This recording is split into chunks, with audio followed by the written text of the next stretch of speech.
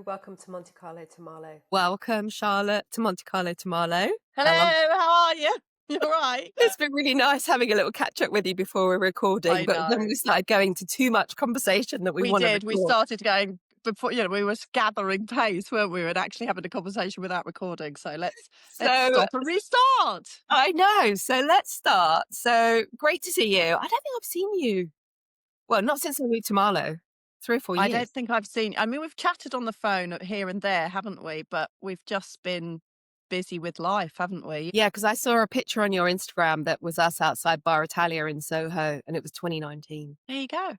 There you That go. says it all. And you look exactly the same. You look fantastic. Oh, do I? Do Yeah. I really? Thank you. Of course you do.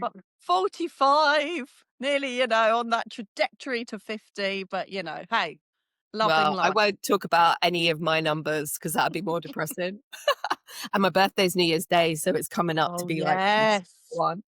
So let's start talking about your story, which is so cute. Found that video of you when you were in Storm Agency, and obviously we called it like being scouted then. Was it Sarah Dukas from Storm? No, Sarah Dukas didn't actually scout me. Sarah Dukas kind of did this thing. I sent my pictures into Storm. So when I was 15, I did this fashion show at school. And my mum happened to be sitting next to a woman that was a model, and her daughter was also a model. So while I was at school, I was always kind of like, knew that they were in the fashion world, or, had done some modelling. So my mum spoke to her mum, and she said, Charlotte should model.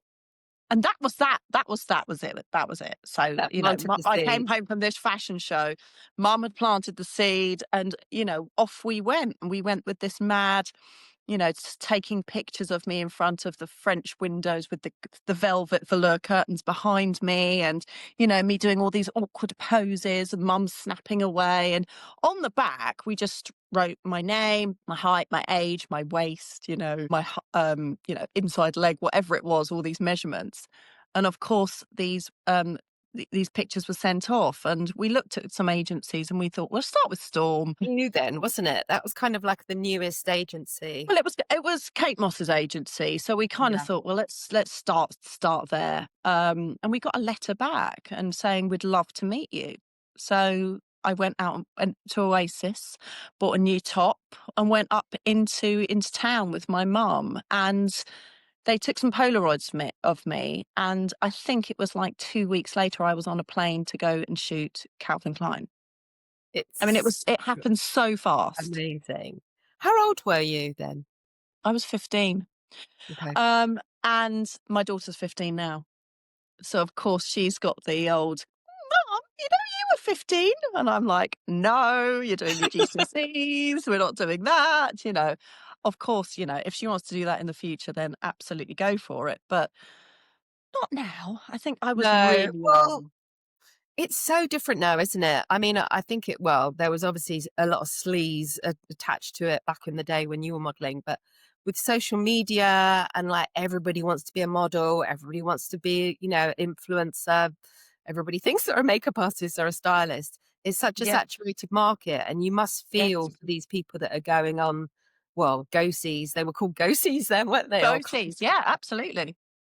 And it must be so difficult to try and break through now, because a lot of agencies, it's not like you need a traditional model agency, is it? It's like you have an agent, an agent, and they go on how many followers you have as well. So if you've, the more followers you have on social media, the more likely you are to get work. So, I'm trying to, get my daughter to understand that it's not as, it's such a different market. It's such a different market. We've got diversity to contend with as well. And I said, babe, a size 6 to 8 blonde white girl is not really what people want at the moment. No, it doesn't hold the as it was. So let's go back to you being on that plane, going to your first job for a Calvin Klein campaign. I know. Did your mum go with you? Because you would have had She had to come with me. She had to come with me because I was still on her passport. I don't know if you remember, but you didn't have your own passport until you were 18. So my mum had to leave my 2 brothers at home, and me and her flew to New York while my dad sat at home with the other kids. And I think we did 3 days in New York, got these hilarious pictures of me wearing full naff. Yeah, we just sat in Big Sky Studios in New York, and there was Kate Moss was on set, and David Sims, and Oh, Guido right. was doing hair, and it was bonkers. The whole thing was just bonkers. And there was this great story that David was really sweet to me because he's from London, and he was like, "Do you want a picture of you and Kate together?" And I was trying to be really kind of like, "Oh no, it's all right, it's fine." And then it suddenly dawned on me that I was flying home that night, and the next morning I would have to be going back to school. And I thought, oh God, I've been away for 3 days. If I come back to school and say, oh, I've been in New York shooting Calvin Klein with Kate Moss, no one's going to believe me. So I went back up to David and I said, oh, actually, I'm going to need that. I'm going to need that picture for proof. So I've got this hilarious picture of me and Kate, and she's just looking so cool. And I'm just looking like a Madame Tussauds waxworks next to her, like really funny. It's on my Instagram. But how old It's was Kate? What was the difference in your ages then? Because I it can't think be that. she's I think she's yes, I think she's 6 years older than me. So I think Okay. 6, 7 years older than me. So yeah, she was like the big sister. So she always kind of like had my back if we were at shows together, because obviously we were both represented by Storm, and obviously Sarah had said, look after her, look after. So I went and stayed with her. I stayed with her for a little while in her place in New York, and yeah, it was wild times. Wild Can you time. imagine being So 16, 17 and just like sleeping in Kate Moss's spare room and pictures of Johnny Depp on the wall? It was just bonkers. hilarious. So when And you shot that, how long did it take before that campaign was released? well, I never really funny. I never really saw the pictures because it was a car keys campaign, so it wasn't generally like out there. It was kind of like more an American campaign, really. So it took me quite a while to find the pictures, and it was kind of like, you know, a nice headshot like this. Me and Kate weren't in the same pictures at all. Yeah, so it was kind of like separated. I never really saw the pictures for a while. Actually, it wasn't like I was plastered anywhere. You didn't see I yourself on the side of a bus going past No, her? I did see myself on the side of I did Gap. So after that I went back to New York and I did a lot of Gap campaigns, and oh my God. So that was in Gap stores in the UK. And my grandfather, he went into Bromley High Street, and there was my picture in the window, and he went and he said, that's my granddaughter. And Oh, they kept the massive, you know, picture of me.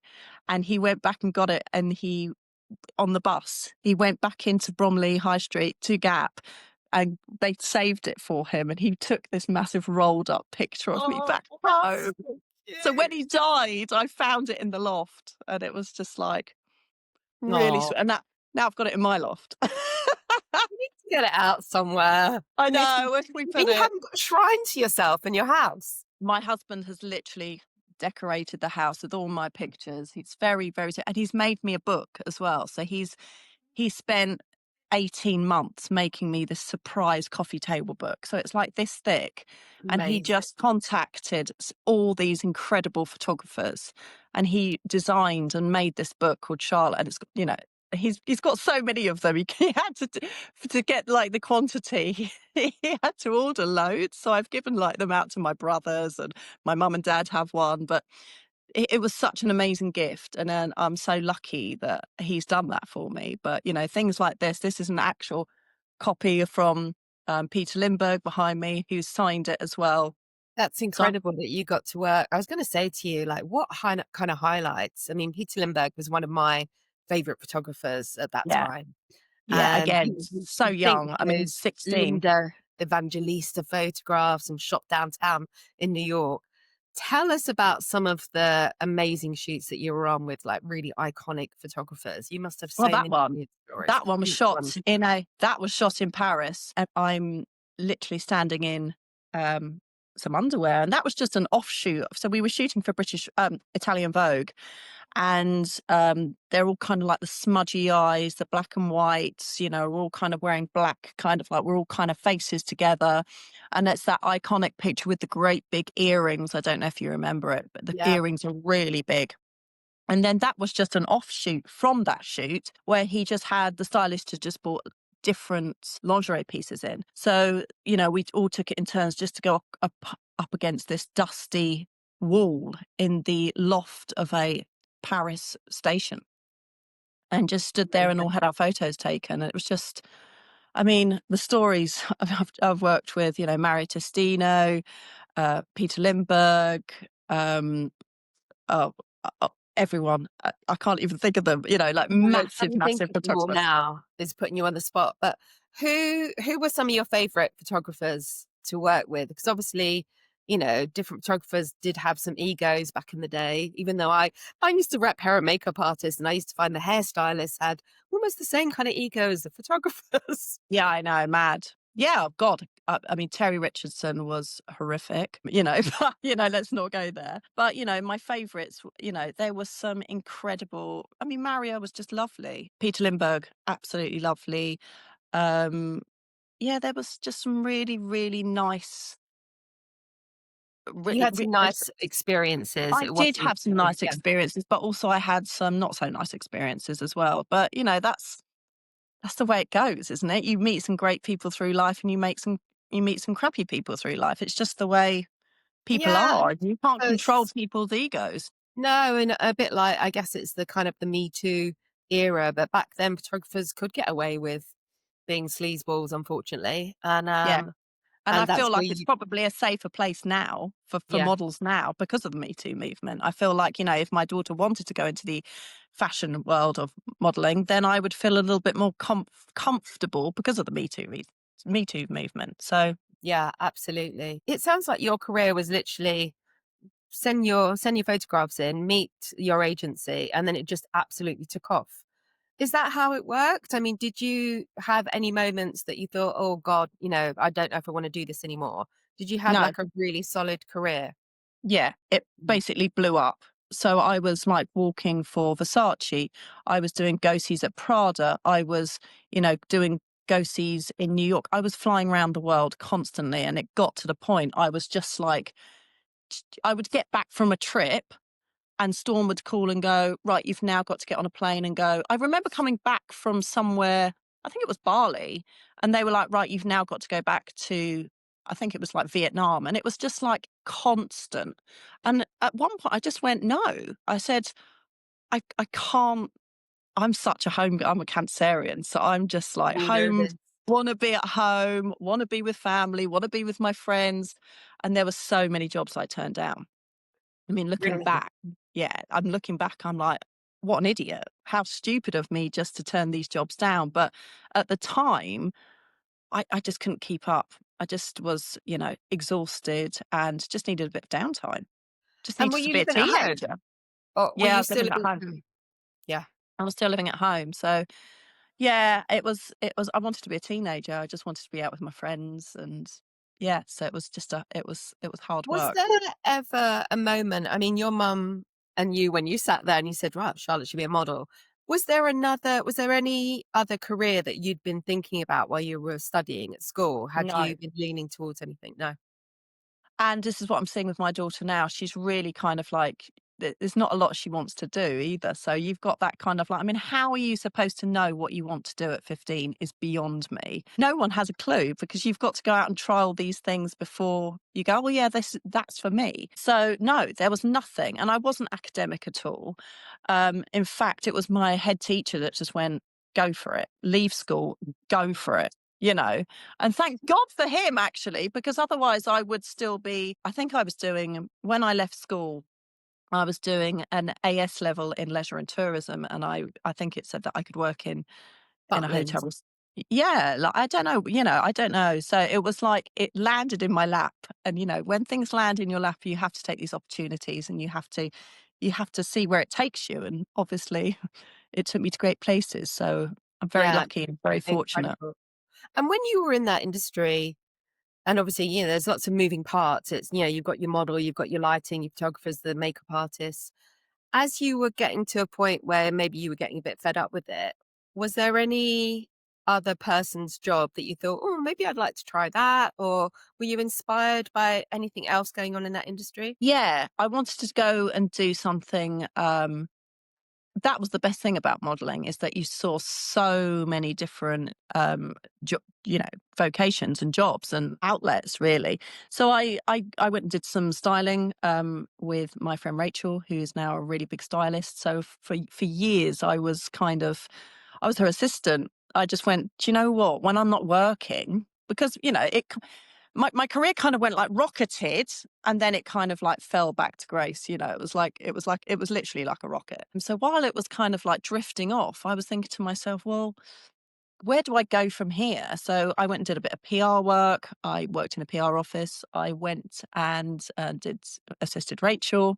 I was her assistant. And then I thought to myself, well, what is it that I like? What do I want to kind of venture into? And when I was traveling, and I was at this young age, and the skincare wasn't really out there to take off makeup in such a way.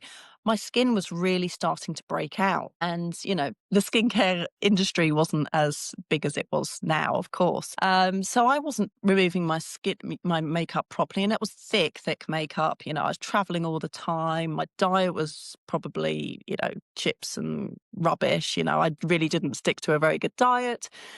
And yeah, I was really breaking out as well. So a lot of the time I would get to a job and they would like, no, we've got to send you home. Your skin's bad. So that kind of led me into kind of thinking, well, maybe it's skin that I should go and kind of study. So that's what I did. And I went back to college and And what did you study at college? Where did you go? I went to London College of Beauty and Makeup, and I did a few courses there. And that's where kind of like my love of kind of treating people and looking after people's skin really took off. So that was in 2008. So I was, starting to think about, I just got married. Obviously starting to think about having children. So it was kind of a natural progression of coming out of modeling and into a different career path. So, I wanted something that could fit around children. I didn't want to be going off and doing all these trips and all these photo shoots. I wanted to be home with my kids. So it was actually perfect timing. And so you're learning sort of traditional methods of beauty and skincare, but obviously, what you do now, it is far from the normal going to a beauty salon and having an exfoliation mask and, lucky if you get lymphatic drainage massage. How did you manage to then move into doing things that are your own style and that make you stand out differently from other facialists? I think, obviously you have your initial training, which it was quite basic, I was going to say, really. When you do go to college, it's very, very basic. I just wanted to be able to offer a service where I could really treat my client's skin to give them that immediate effect. So, a lot of kind of lymphatic drainage, lots of sculpting movements. I also work inside the mouth to kind of like lift and tone the skin. And I've got so many VIP clients and, people that are going to the red carpet, brides also. So that when I use my hands, and I only use my hands, I use a bit of gua sha as well, maybe do a bit of cupping. But mostly it's just my hands that I'm using, and I'm just literally just encouraging that blood to come to the surface of the skin, which is encouraging elastin and collagen, and just sculpting the features really, and just getting rid of that puffiness. And my clients love it. Love it. So, yeah. I've had one. and using some lovely natural oils. I work in Liberty now, so I work with a brand called Votary, so I'm their lead facialist. I do all their training for the other facialists as well. So I'm really lucky that I've found my little way of kind of, everyone comes out of my facial at Liberty and they're just like, wow, when can I book again? Before you I guess, your method has evolved, hasn't it, over time, and as you've had great feedback. Were you going to any other facialists and thinking, this is good, or, oh, no, this is so dull? Or did you kind of do a bit of research when you were studying? I did. Yeah, I did. I did do a little bit of research, and I just found that people's touch was just so, there was nothing to it. So it's all about, I think, when you're giving a treatment, especially to the face and to the neck and the décolletage, you want to be able to feel it. So so I think a lot, when I was doing my training, for instance, it was all very much about the products. But I just thought to myself, you know what? I want to be able to treat the muscles and the lymphatic system and the products. Like, actually, if you involve all of everything, it makes such a better treatment, and it feels like you've had something done rather than just plonking product on the skin, taking it off, plonking it back on, taking it off. It just feels like you're doing something else. It feels like a little bit like a sports massage to the face. Yeah, absolutely. Feels And when you talk about sort of training the muscles and working with the muscles, how do you feel about, obviously, Botox, injections? Do you, because I feel like I massage my face a lot. I'm a bit like you. I'll use my hands untrained, but you kind of feel as you go. Do you feel like you can make a real difference with things like face yoga and massage that you don't need to have injections? 100%. Yeah. 100%. You've just got to put the work in. Yeah. It's like saying, take this pill instead of going to the gym. Half people would do it. Half people, they say, no, thank you. I want to feel it. I want to put the effort in. I want to sweat. It's better for my mind, all of that. So 100%. Yeah, absolutely. Yeah, I think people are in two camps. They're either into the, injectables, and they're just like, give me that quick fix. But then, it's like dyeing your hair, isn't it? With Botox, it's like once you've done it, you've got to kind of keep it up. Can get expensive, and I've got nothing against it. Also, Yeah, there's a mental health benefit, isn't there, with having these sort of rituals that you're massaging your face, you're spending time doing something good. slowing down, going to And bed. yeah, Yeah. There's a ritual. There's a ritual to it, and I keep my oil at the side of the bed so I can do it before I'm literally just kind of winding down and I'm starting to massage. I just think it's a really nice way just to make yourself kind of like start to sleep, and all that oil on your skin is going to penetrate overnight. It's going to nourish your skin. It's going to hydrate your skin. And also, I think we're starting to see a little bit of a turning point with people like Helen Mirren, Kate Winslet, all these people advocating for what's wrong with getting old, what's wrong with wrinkles, so I think we're going to start seeing a change of seeing less and less people having these injectables and just embracing that getting old is actually fine. And, and learning how to look after yourself and not just sort of thinking, as you say, a quick fix. It's your diet comes into it. People say to me, oh, you've got great skin. What do you use what cream do you use? I'm like, yeah. putting a cream on your face. Yeah, exactly. It's not All about the putting jars of things that go in my Yeah, smoothie. exactly. Yeah. And the Yeah. fact that I don't drink anymore, I think, as you say, people just don't want to really put the work in. What do you think about all the kind of the gadgets, the beauty gadgets? So like red light therapy masks, the Love. current. Love. Are you a red light therapy mask I person? love a bit of red light therapy. Yeah, I Yeah. think I see a huge difference with red light therapy and collagen, taking Yeah. collagen internally. So gadgets and supplements, I'm not just advocating for just a little bit of massage here. I am advocating for, as you say, other things like the supplements, the What gadget, supplements take? What do you take yourself? collagen I'm taking, and cotton. There's I so know. many out there. Well, we'll add it in the show notes, Charlotte. Yes. What about the microcurrent machines? Because obviously there's some really expensive ones like the Luma Life and the Halo Zip. And then there's sort of the cheaper ones that you can see on TikTok and things. Do you think any of those machines work? Do, but you have to use them. And I hear this all the time. My clients have got all the gadgets and they sit in a drawer and they never use them. Yeah. And I Well, get it, because if you're going to do your skincare, then you're going to do your LED, then you're going to do your Zip, then you're going to do your then you're going to do your Luma. I mean, how do you fit it all in? I mean, because you yeah, could you have never got leave to. the house. Just kind of reading about the sort of the Halo Zips. I mostly massage, and I'm red light therapy because that's easy. You can sit and just put that on around the Easy. house. Yeah. It's a no-brainer. But they do say it's 6 or 7 times a week. Well, it's only a Yeah. couple of minutes. But as you Yeah, it said, is. you've got to get it out the drawer and do it. And you've got to charge it. And you've got to find the cable to charge it. And you've got to do it, it's no point in having them if you just don't And use putting them. the gel on your face for the microcurrent and things. So Exactly. Yeah. Yeah. I mean, Yeah. It is it's a thing. fine.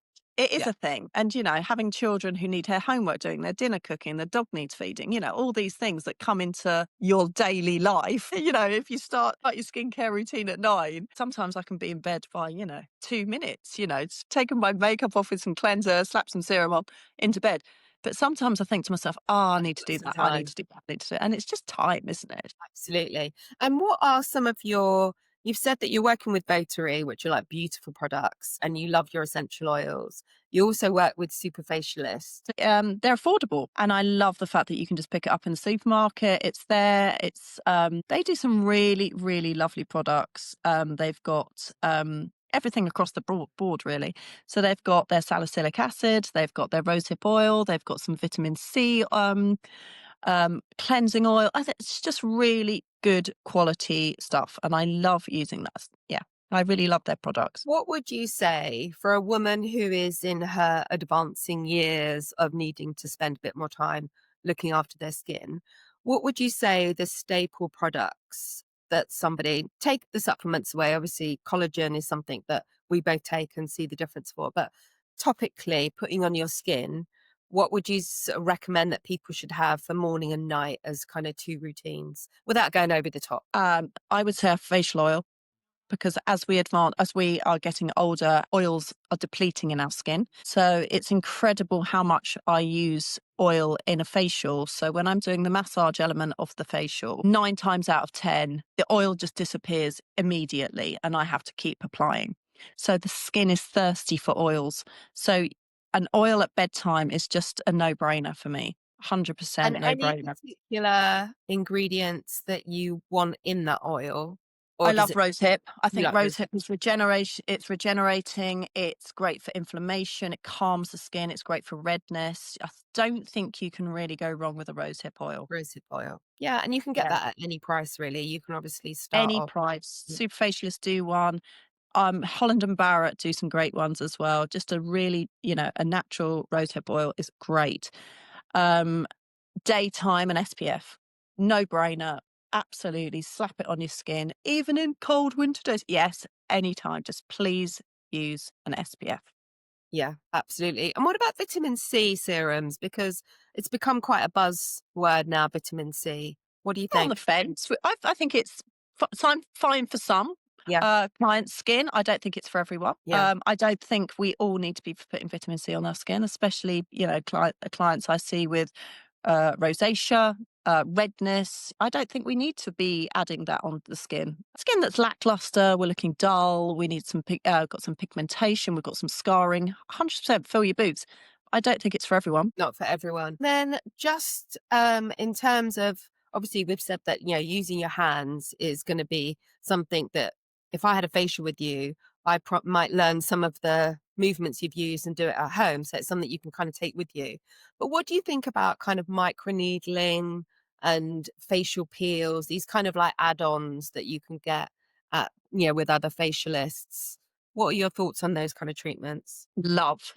I think it's going to You? make a massive difference. Yeah, I think if you just want that, if you're a bride, or again, if you're doing some kind of red carpet event or, something that you've got an event for, if you've got scarring, if you've got anything like that, pigmentation, I do think those treatments are really going to help your skin.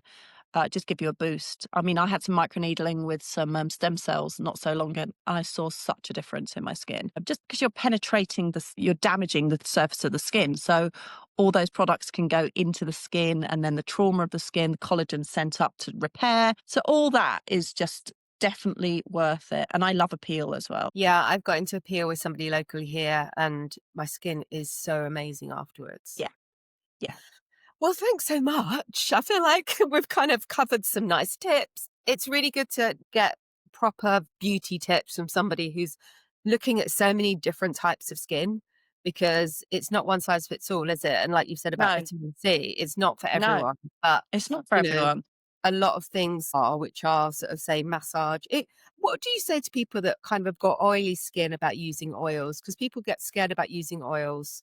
I think oils are fine. I don't really see many older women now with oily skin Yeah. because, I think it's a real kind of like teenage thing as you're kind of like getting your hormones. I don't really see many older women with oily skin because the oils are depleting. Yeah. So oils in later age 35 upwards, absolutely fine. Oils on youngsters, teenage skin. I mean, great for massage, lovely, lovely for massage, but you Not to don't need leave to go on. crazy. Yeah. No. And then just a quickie for anyone that might see this that's come from TikTok. Young people's skincare, it's such a controversial topic at the Wild. moment that It's wild. 15-year-olds are like spending hundreds of pounds in Sephora on acids. What would you say to somebody who's just starting their kind of skincare journey? What products would you recommend for someone who has got perfectly beautiful teenage skin but wants to start getting into sort of having a bit of a regime? What's safe? 4 products. I would say 4 products. I don't overcomplicate things. And I think that's the problem with social media. It's just been thrown, even like the vitamin C thing, really. It's been so rammed down our throats that we all think that we need to have vitamin C in our routine. I just think keep it simple, keep it easy. There's no point in trying to confuse the skin, because once we've confused the skin, then we've got impaired barriers. And once we've got an impaired barrier on our skin, that's when we start seeing problems. So a cleanser, a serum for if you want like a vitamin C, for if you're going out in a polluted city, or a hyaluronic acid, a moisturizer and SPF. That's all you need. Yeah, in the just daytime. wash your face. Make sure Just you wash. wash your face. Just Yeah. wash it. That's what I say to my daughter. Just wash your face with a flannel as well. The cotton pads and the micellar water will do it. And I'm like, please just get a warm flannel, a really nice hydrating cleanser. Wash your face over the sink. Like, what's wrong I with that? find one of my favorite things to do at the end of the day is Right, wash my face right, with a absolutely. flannel. I've Yeah, got a flannel every day that's in the washing machine. That's yeah, it. absolutely. Please use Yeah, bring flannels. back the because- flannel. Yeah, don't do the cotton wool thing, and that's it. And then they wonder why, they're wearing all this makeup, and you're just pushing it into the skin, theoretically. So you really do need to wash your Yeah. Brilliant advice. Thank you very much. I'll put your Instagram at the bottom of the show notes so people can follow you. And because obviously you're very often doing some brilliant facial movements as well on your page, so people can get some tips.